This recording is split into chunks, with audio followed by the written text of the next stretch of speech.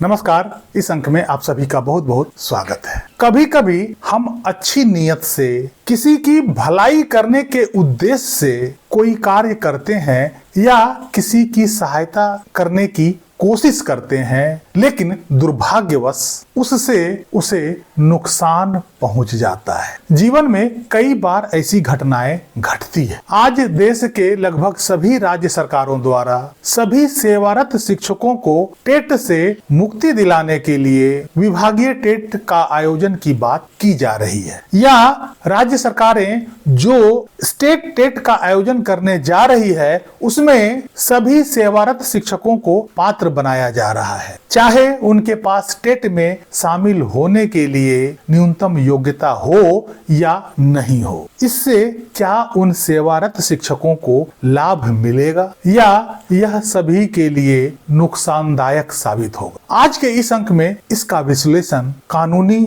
और अपने तर्कों के आधार पर करने का प्रयास करूंगा। आप मेरे विचार से सहमत हो सकते हैं या नहीं भी हो सकते हैं। आप अपने तरीके से सोचने के लिए स्वतंत्र हैं। मैं अपना विचार किसी के ऊपर आरोपित करना नहीं चाहता हूं, लेकिन यदि आप मेरे विचारों से, मेरे वक्तव्यों से असहमत हैं तो कमेंट बॉक्स में असहमति का कारण अवश्य लिखिएगा। यदि कोई राज्य सरकार सभी सेवारत शिक्षकों को राहत देने के उद्देश्य से विभागीय टेट का आयोजन करती है या सामान्य टेट की परीक्षा में शामिल होने के लिए उनके पास बिना न्यूनतम योग्यता के ही उन्हें जबरदस्ती पात्र बनाती है, तो सबसे पहले यह समझते हैं कि इसका लाभ क्या होगा। इसका सबसे बड़ा लाभ होगा कि इस परीक्षा में कुछ शिक्षक तो अवश्य पास हो जाएंगे। भले ही पास हुए शिक्षकों का प्रतिशत बहुत कम होगा, लेकिन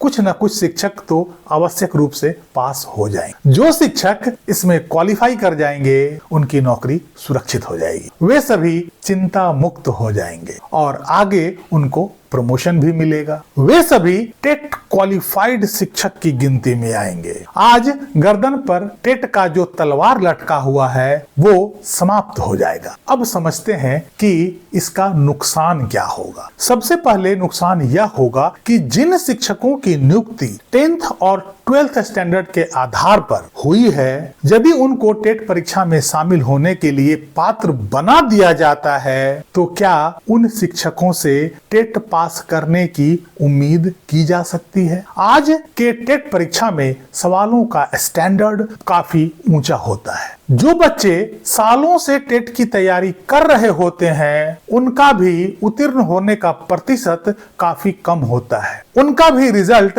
15 से 20% तक का ही होने की संभावना होती है। ऐसे में उन शिक्षकों द्वारा जिनके पास इस टेट में शामिल होने के लिए न्यूनतम योग्यता ही नहीं है, उनसे इतना कठिन परीक्षा पास करने की उम्मीद कैसे लगाई जा सकती है? उनसे यह उम्मीद लगाना पूरी तरह बेईमानी होगा, क्योंकि टेट की परीक्षा को क्वालिफाई करने के लिए 90 अंकों की जरूरत होती है, अर्थात 60% अंक आपको सिक्योर करना होगा। ऐसे में राज्य सरकार तो अपनी साख बचा लेगी और कहेगी कि उसने सभी शिक्षकों को पास करने के लिए एक मौका दिया था, लेकिन शिक्षक पास नहीं कर पाए। पर अधिकांश शिक्षकों के ऊपर टेट फेल होने का ठप्पा लग जाएगा। दूसरी बात, चूंकि सभी राज्य टेट परीक्षा का आयोजन NCTE के गाइडलाइंस के अनुसार करती है और NCTE के गाइडलाइन के अनुसार राज्य सरकारों को टेट में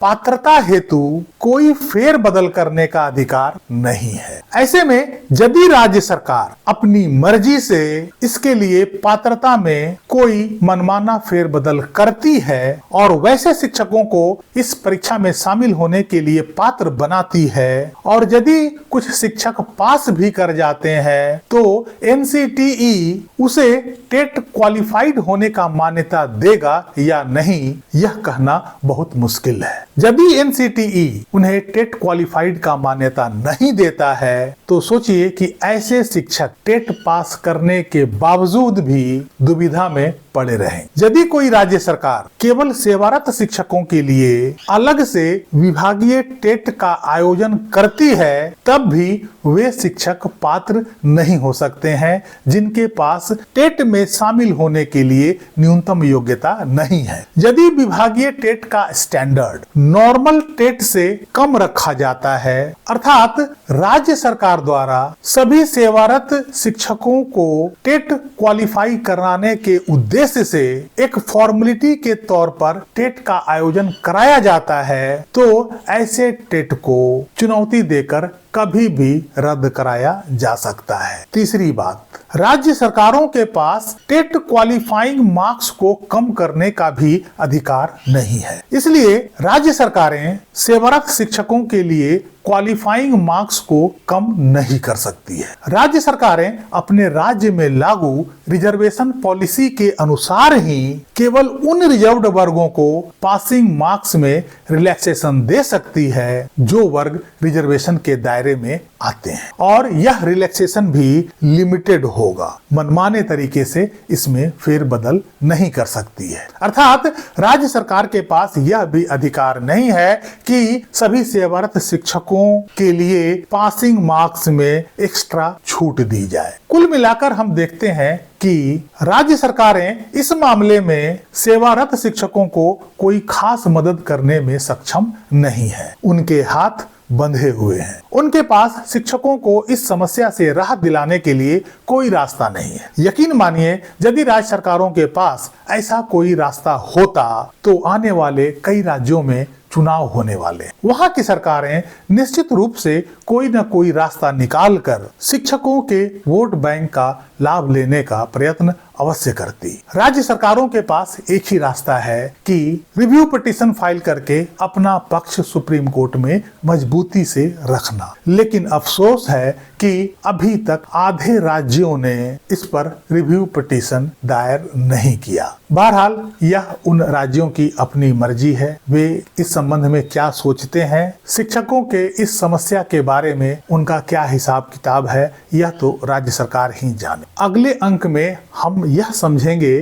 कि विभागीय टेट के या राज्य सरकारों द्वारा सेवारत शिक्षकों के पात्रता में जो छूट दी गई है उसका रिव्यू पिटीशन पर क्या असर पड़ेगा, क्या यह फायदेमंद होगा या नुकसानदायक होगा। इसका असर रिव्यू पिटीशन पर सकारात्मक पड़ेगा या नकारात्मक पड़ेगा। इसलिए अगला अंक आप अवश्य देखिएगा। इस अंक में यहीं तक। कैसी लगी जानकारी कमेंट करके जरूर बताइएगा। वीडियो को लाइक कीजिएगा, चैनल को सब्सक्राइब कीजिएगा। मिलते हैं अगले अंक में, तब तक के लिए जय हिंद, वंदे मातरम।